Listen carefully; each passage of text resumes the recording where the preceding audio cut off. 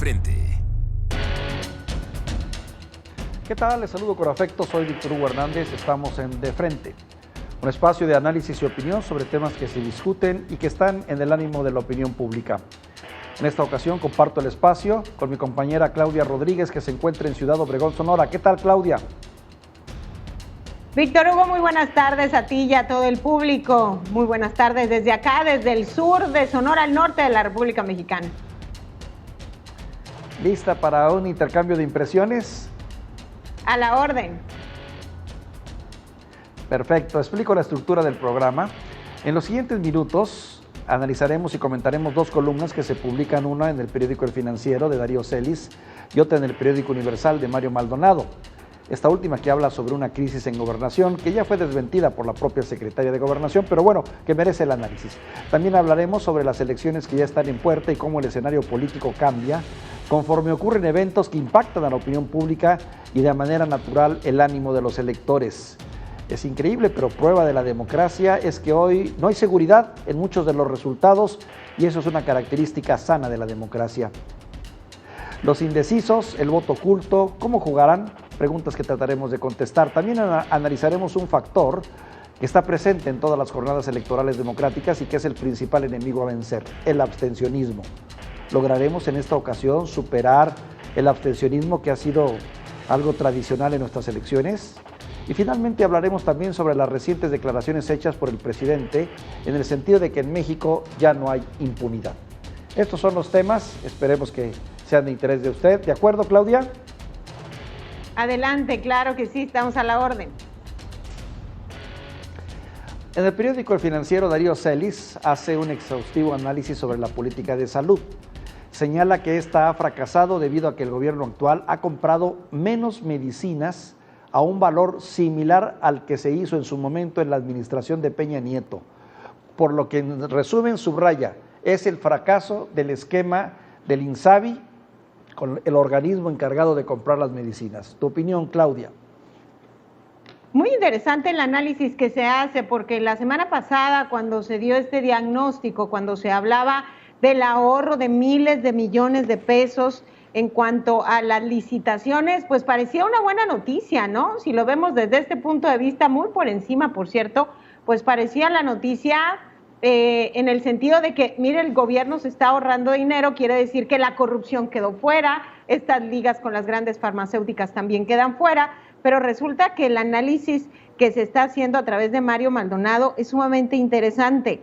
¿Por qué? Porque se da a conocer dentro de este panorama que solamente se ha comprado el 8.6% de lo contratado a más de 7 países del mundo. Entonces ya nos marca una realidad totalmente diferente y es una realidad que millones de personas la viven todos los días cuando van al INSABI, anteriormente el Seguro Popular, o a otras instituciones de salud y se dan cuenta que los medicamentos no están, o más aún, en el caso que ya hemos platicado bastante en los medios de comunicación sobre el tema, los niños con cáncer o las mujeres con cáncer o quien han tenido incluso que cambiar de ciudad para poder atenderse en quimioterapias cuando debería ser pues básico y fundamental, sobre todo en un país como México con un alto grado de cáncer. Pero cuando escuchamos esta estadística, la verdad es que entendemos exactamente de dónde salió el ahorro. No es ahorro al final del día, ¿no? Sí, claro. El tema de ahorro, tanto en temas como salud o seguridad pública, creo que no se vale, ¿no? Porque finalmente el Estado tiene la obligación de darte los mejores servicios. Difícil decir y hablar de ahorros cuando pues hay una insuficiencia en estos ámbitos. Sin embargo, también debo decirte en favor del gobierno, caray, de que también, según los análisis de ellos, pues era un mundo de corrupción, un mundo de negocios amañados en el que estaban metidos empresarios, políticos y que habían hecho del uso de las medicinas, de la venta, el consumo, la distribución, pues un negocio privado. Lo que hizo el gobierno fue quitarlo y tratar de operarlo él, digamos, desde una perspectiva más sana, pero evidentemente como que esta curva de aprendizaje pues ha sido terrible, ¿no? Porque más bien me diera la impresión de que los funcionarios que están al frente de estas organizaciones encargadas de comprar medicina, de administrar y demás, han tenido que aprender y pagar un periodo de noviciado que finalmente ha repercutido en la salud de millones de mexicanos. Víctor, entiendo el punto que tratas de defender, pero la verdad es que es indefendible. cómo con miras a este tema, claro, el tema de la corrupción del que tanto ha hablado el presidente de la República, se está sacrificando la vida de millones de personas. Es que no lo logramos entender todavía. Ya tienen 3 años en el poder, ya van para 2 años y medio, pues, 2 años y medio en el poder. No hay nadie en la cárcel todavía. ¿Cuántos procesos de investigación se están desarrollando? ¿Cuántos sujetos están en estos momentos tras las rejas producto de esta corrupción de la que tanto ha hablado el presidente, que no dudamos que exista, ¿no? Por algo la ciudadanía eligió otro modelo de gobierno, pero aún así dejar sin medicinas y dentro de lo que ellos mismos programaron, solamente haber adquirido en 2 años y medio 8.6% del total. Estamos hablando, según consultoría INEFAM, que es el documento que analiza Diario Celis a través de esta columna, El fracaso de la política en la salud, pues resulta que la meta era de 1.600 millones de piezas y en realidad nomás se han comprado 60 millones de piezas, o sea, 3.8%. Y el resto, ¿qué es lo que ha sucedido y qué implicaciones ha tenido para la salud de los mexicanos? Creo que ahí radica ahorita el problema de la corrupción, no lo que anteriormente estaban haciendo los otros gobiernos. A ver, vamos a ver si en relación a esta columna hay alguna definición o alguna explicación, porque si partimos de esa premisa no tendría cómo rebatir de lo que tú me señalas. Totalmente de acuerdo en que no se puede jugar con la salud de los mexicanos y no se puede hablar de ahorros en estos términos, pero debe haber una explicación y espero que la den pronto. De lo contrario, pues ahora sí se quedarán con la culpa y con las consecuencias de lo mismo. Bueno, vamos a un segundo tema que me interesa tratar contigo también, una segunda columna. Esto nos lleva a otro análisis que se publica en el periódico El Universal de Mario Maldonado, en la que se explica la feroz batalla que se libra hacia el interior del gabinete presidencial y donde afirma que el consejero jurídico de la presidencia, Julio Scherer Ibarra, habría doblegado a la secretaria de Gobernación, Olga Sánchez Cordero, quien ya habría presentado su renuncia, y nos habla de los entretelones de la grilla, pues, que se vive en la Secretaría de Gobernación y hacia el interior del gabinete. ¿Qué opinas, Claudia? Bueno, en primer punto yo creo que vale la pena analizarlo desde 2 puntos de vista. Es así como cuando te gusta mucho la salchicha, no sé si seas de los que les gusta mucho la salchicha y que al final es mejor no te enteres cómo se elabora, tú sigue disfrutándola. Creo que esto es parte, y disculpen ustedes la comparación, pero creo que es parte de esto. Como nunca. Bueno, es una frase famosa de Bismarck, el canciller alemán, ¿no? Quien hablaba cuando hablaba de la política y decía eso precisamente. Si no quieres saber cómo se hace, no te metas a la cocina, ¿no? En el caso de las salchichas, claro, que son como la política, ¿verdad? En fin, pero perdón, te quito la palabra. No, está bien, perfecto, ya me lo aclaras todavía un poco más. Nos estamos enterando, las redes sociales lo están haciendo posible y como nunca, ya hemos hablado tú y yo aquí en este espacio de cómo la 4T o los gobiernos de izquierda también, pues les gusta lavar la ropa sucia no en casa, sino en la banqueta, que todos nos demos cuenta qué es lo que está ocurriendo. Y entonces nos damos cuenta de cómo se está haciendo la política por primera ocasión, qué es lo que sucede detrás de entretelones, y ahí estamos los que pertenecemos al círculo rojo, que nos gusta enterarnos, que nos gusta saber cómo se hacen las salchichas y todavía seguir comiendo, por desgracia.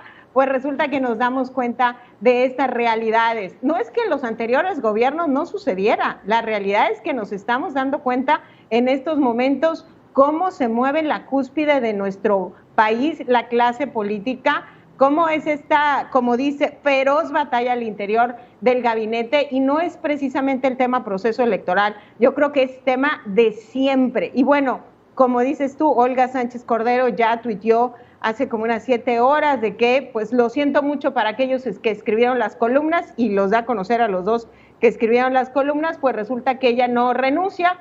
Pues vamos a ver qué es lo que sucede en los próximos días, ¿no? A mí lo que me queda claro de esto es que, bueno, finalmente estamos hablando de una secretaría que tuvo sus mejores tiempos en otros tiempos, ¿no? La Secretaría de Gobernación era por autonomía el lugar donde se manejaba el alma del poder en este país, y mira que ser el secretario de Gobernación tenía una fuerza impresionante, ¿no? Todo se veía y todo se sabía a través de la Secretaría de Gobernación. Hoy, sinceramente, creo que es una secretaría muy desdibujada, y con todo respeto para la señora Sánchez Cordero, también creo que muy pobre trabajo ha hecho al frente de la secretaría, donde un día es obligada a decir una cosa o a desmentir otra o a no tener pronunciamientos. Si te fijas, realmente la Secretaría de Gobernación ha dejado de jugar ese papel activo e importante que tuvo en otros tiempos, ¿no? Con secretarios de Gobernación sumamente poderosos. Hoy, sinceramente, no es el caso. Incluso hay otras dependencias que están haciendo el trabajo que a ella le tocaría hacer y que, pues bueno, para mi gusto ha dejado mucho que desear, ¿no? Muy endeble esta secretaría, pero no deja de ser atractivo lo que pasa en Bucareli, ¿no? Para quienes nos gusta la política y estamos en este tema. Bueno, y coincido contigo en ese punto, ¿no? Quien está más de cerca del presidente, digo, todos los días debería estar en las mañaneras la secretaria de Gobernación, porque en temas prácticos, pues son es el apagafuegos, ¿no? No deberían llegarle los temas al presidente, ella los debe de detener, esa es la función realmente, y otros tantos que ni siquiera deberían darse a conocer a la opinión pública porque es su trabajo. Y en realidad a quienes hemos visto así como de apagafuegos, pues es al secretario de Relaciones Exteriores, ¿no? Marcelo Ebrard, que pues últimamente está un poco guardadito, claro, por el tema de la línea 12, pero al final del día él es el que ha estado sorteando todo este asunto. La secretaria de Gobernación queda en un segundo término. Bueno, ahí sí coincidimos. Pasemos a otro tema rápidamente, Claudia. Ni plazo que no se venza, ni fecha que no se cumpla, dice el dicho. Y este 6 de junio ya lo tenemos a unos cuantos días y es obligado a hacer un corte de caja. ¿Cómo llegamos? ¿Qué podemos esperar de esta jornada electoral? ¿Y qué elementos están jugando para la decisión final, Claudia? Fíjate, primero creo que en este corte de caja tendríamos que evaluar este año totalmente atípico, que queríamos cerrarle la puerta al 2020, dejarlo atrás y decir, cierto, bienvenido 2021, va a ser algo totalmente diferente, pero nos ha impresionado, sobre todo en el tema específico electoral. Ataques, asesinatos, levantones, secuestros, agresiones, amenazas y como nunca el tema de la violencia enfocado pues a la violencia política. Y es inevitable en este tema del corte de caja hacer el análisis del quinto informe de violencia política que hace algunos días presentó esta compañía Etelec, que yo creo que vale la pena los comparativos con el año pasado para hacer un englobado ya, digo, estamos a unas horas pues que concluya el proceso electoral y todavía justo el día de hoy, pues la noticia hoy por la mañana, ¿no? Del secuestro de una familia completa, la candidata de Movimiento Ciudadano y su familia completa, ya para todavía rayonear un poco más este tigre. Pues nada más en el recuento de los daños, un 2018 con 774 agresiones según este estudio y en este 2021 con 782 agresiones. Fíjate el dato que más me llama la atención. Nos preguntamos, ¿y qué regiones del país son las que se están viendo más afectadas? Pues sorpresa, es toda la República Mexicana, en todo el país, los 32 estados de la República Mexicana afectados con el tema de violencia política. Son 460 municipios de todo el país en donde se registró, pues es el 19% del territorio mexicano. Nada más esa por marcar un punto que vale la pena, yo creo que de los más importantes, pero también podemos hablar del tema de los candidatos corruptos, que la Unidad de Inteligencia Financiera se lo está guardando para después del 6 de junio y otros detallitos que ahorita también te voy a presentar. Yo nada más quisiera puntualizar, bueno, realmente la violencia no está en todo el país como tal. Entiendo que se presentan casos aislados y demás, pero donde fundamentalmente está presente la violencia es en Chihuahua, Sonora, Sinaloa, San Luis Potosí, Guanajuato, Michoacán, Veracruz, Puebla, Estado de México, Guerrero y Oaxaca. Y claro, me vas a decir, no, pues es casi prácticamente todo el país, ¿no? Pero también dentro de estos estados, pues son algunos municipios más que otros los que están enfrentando este problema de la inseguridad, que también es una pregunta que nos hacemos, ¿qué tanto va a influir en el ánimo del electorado? Yo creo que en estos municipios, donde sí hay inseguridad muy marcada, posiblemente sí se deje sentir afecte en el ánimo del electorado. Sin embargo, creo que en el resto del país eso no va a afectar tanto. Me preocupa a mí más lo que viene por delante. 1, el voto oculto, hablando de la elección. 2, los que todavía no se definen, que también pueden determinar un cambio en las encuestas y en los resultados que hasta ahora tenemos. 3, también por otro lado, la manera como trabajen los diferentes partidos movilizando sus bases el día, ya a partir de mañana que estarán trabajando y seguramente el día de la elección también estarán trabajando con mucha intensidad. Creo que esos elementos también podrían modificar algunos de los pronósticos de las elecciones, ¿no?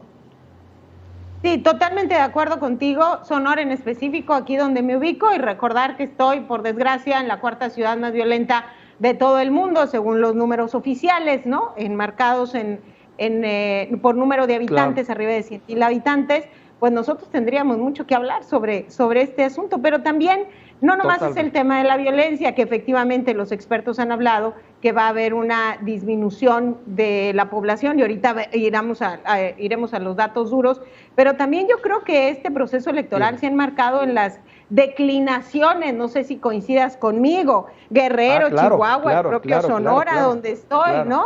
A ver, casos muy sonados, Sí, Chihuahua, donde la candidata de redes sociales progresistas declina a favor de la del PAN y PRD. Claro, ella, la del PAN, pareciera la que es la candidata al triunfo. Anteriormente lo había hecho Fuerza por México, también lo hizo la del PRI, las declinaciones en Guerrero, el PAN se suma al PRI contra Morena, aquí en Sonora, Movimiento Ciudadano, bueno, el candidato Ricardo Burs, que se sumó al candidato de la alianza PRI-PAN-PRD, y el caso también sí, sí. sonadísimo, ¿no?, de Macedonio, que también pone un punto sumamente importante haciendo el recuento de daños en este proceso de Pero fíjate, campaña. que me lleva al otro tema, Claudia, estarás de acuerdo que el abstencionismo es el mayor problema que hemos enfrentado en los procesos electorales democráticos, no solo en México, en el mundo, ¿no? México no es la excepción. Históricamente estas elecciones intermedias han sido consideradas con una participación muy baja. Sin embargo, el hecho de que estamos hablando de que hay 32 procesos diferenciados, 15 serán para gobernadores, nos permite especular sobre el interés ciudadano por participar en esta contienda. Estamos hablando también de 1,926 alcaldías en juego, si mal no tengo el dato, y 500 diputaciones federales. Yo creo que este es un incentivo muy interesante para que haya una participación muy superior a la que ha habido en elecciones anteriores, ¿no crees? Creo que sí, creo que lo podemos ver desde dos puntos de vista. El gobierno federal presume cada vez que puede sus 30 millones de votantes, ¿no?, que le dieron el gane, digamos, 30,113,483 votos, para puntualizar, esos fueron los que se llevó Morena en el 2018, pero resulta que hubo 33 millones que decidieron quedarse en su casa y no votar. 33 millones, más de lo que les dieron el voto a Morena. Así que si ahorita marcamos ese punto de diferencia, podemos decir, quien ganó al final del día en el 2018 es el abstencionismo, aquellos 33 millones que sencillamente dijeron, no vamos a votar. Pero vamos a ver cómo sí logramos que la gente vaya a votar. Y cuando se trata de leyes y cuando se trata de imponernos algo, lo primero que nos dan es en el bolsillo. Y yo quiero analizar contigo este punto, Víctor, si me lo permites. ¿Cuánto nos está costando este proceso al que le queremos dar la espalda, al que queremos decir, que decidan otros, que voten otros?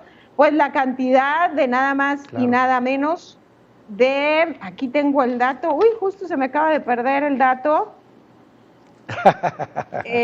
Aquí lo tenía para presumirte, lo decía, no puede ser que nos cueste tantos millones de pesos y que le digamos que no a esta situación, porque son 19,000 representantes populares los que vamos a tener que elegir entre todos los ciudadanos. Aquí te va, ya lo encontré, 26,819 millones de pesos, eso es lo que nos está costando ya el proceso electoral, 26,819 millones de pesos.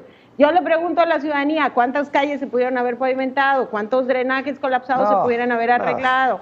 ¿No? Entonces, ¿por qué le damos la espalda, pues? ¿Por qué le damos la espalda? Claro, totalmente de acuerdo. Claro que también debo decirte en descargo de esto, que es el costo de la desconfianza, ¿eh?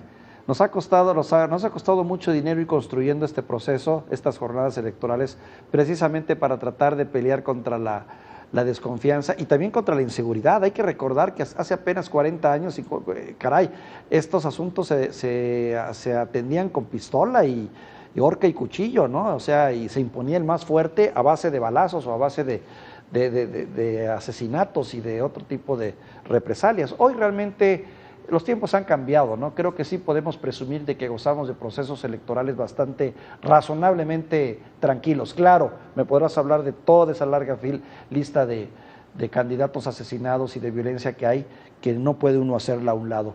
Pero pues es el tamaño de la desconfianza, ¿no?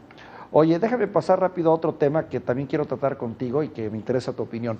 Recientemente el presidente de la República habló sobre el tema de la impunidad, afirmando que esta prácticamente ya no existe en México, refiriéndose a su gobierno. Y bueno, parece ser que el presidente tiene una visión muy particular de lo que es la impunidad y nosotros tenemos otro, porque sinceramente yo creo que el problema de la impunidad, prima hermana de la corrupción, sigue vigente y goza de cabal salud en este país, ¿no? ¿Qué te parece?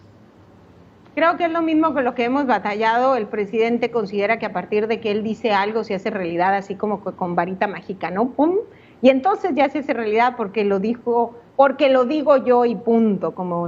En fin, bueno, me voy a concentrar en esto porque creo que es muy importante. No nada más se trata de la percepción que algunos tengamos en materia de impunidad en nuestro país. Creo que son estudios internacionales que vale la pena que pongamos sobre la mesa para analizar esto. El índice global de impunidad, que pone a México en la posición número 60 de 69 países analizados en todo el mundo y que por desgracia estamos por arriba de la media internacional con 49.67 puntos, más 10 puntos arriba de lo que se establece en la media en impunidad. Ahora, el que le ha ido peor en todo el mundo es Tailandia, pero digo, estamos lejos todavía, pero aún así hemos estado escalando peldaños en cuanto a impunidad. Y si me permites, creo que voy a poner sobre la mesa Sonora en este análisis, porque hay un estudio al Observatorio Sonora por la Seguridad, y lo pongo a Sonora porque estamos, tú lo dijiste ahorita, dentro de los estados más violentos, y bueno, lo decía hace algún momento, me ubico, por desgracia, en la cuarta ciudad más violenta del mundo, así que vale la pena poner en el análisis. Lo que llevamos aquí en Sonora en homicidios hasta el momento son 278 homicidios hasta la fecha. Hay un estudio ya, para que se dé cuenta el presidente, que esto no es invento de algunos, es una realidad. El estudio señala, es un estudio de impunidad en homicidios, que en Sonora nada más, de 10 homicidios dolosos, pues resulta que nada más se resuelven 2 en Sonora. 2, y solamente 1 de cada 10 delitos que se cometen son denunciados. De ese tamaño es la impunidad en uno de los estados de la República, que no es el más violento, porque el más violento es Guanajuato, según los últimos datos del gobierno federal, ¿no? Y a eso le sumamos que en promedio al día pues matan a 73 mexicanos o 73 personas en territorio mexicano. Más claro el tema de la impunidad, bueno, yo no sé cómo el presidente no lo puede ver. 97% a nivel nacional de impunidad realmente de los casos, ¿no? O sea, es terrible realmente, y sí coincido contigo. Lo que pasa es que el presidente pues tiene sus propias interpretaciones de lo que es impunidad, o al menos se refiere a la esfera que él domina o que él controla, que debería ser todo el país, entiendo, pero finalmente es cierto, la impunidad está presente en prácticamente todos los estados del país, y es un problema complejo, tiene que ver con capacitación, tiene que ver con ministerios públicos, tiene que ver con funcionarios corruptos, tiene que ver con no es nada fácil el tema, mi querida Claudia, y entrando ya a las conclusiones, decirte que realmente de lo que hemos platicado, todo atraviesa por el proceso electoral del próximo 6 de junio, y estarás de acuerdo conmigo que la mejor manera de tratar de cambiar las cosas y de empujar lo que uno quiere como proyecto de nación es votando, y creo que eso es lo más importante en este momento, la convicción de que solo con el voto se puede transformar este país. ¿Coincides, Claudia? Totalmente de acuerdo contigo, nos quejamos mucho, analizamos, presentamos números, datos, estadísticas. ¿Cómo podemos cambiar esta realidad? Pues lo traemos en el bolsillo, lo traemos en la bolsa, se llama credencial de elector, nomás tenemos que salir a la calle, ir a votar ese 6 de junio, nos está costando mucho dinero a todos, nos está costando sangre, sudor y lágrimas, Muy bien. Ahora hay que hacerlo notar. Te saludo con afecto, Claudia, te mando un saludo afectuoso, cuídate mucho. Igualmente, un gusto platicar contigo y debatir los temas. Muy buenas tardes. Así es. Por mi parte ha sido todo. Esto ha sido este programa. Espero que haya servido de utilidad para usted, que haya conseguido el objetivo que perseguía. De frente.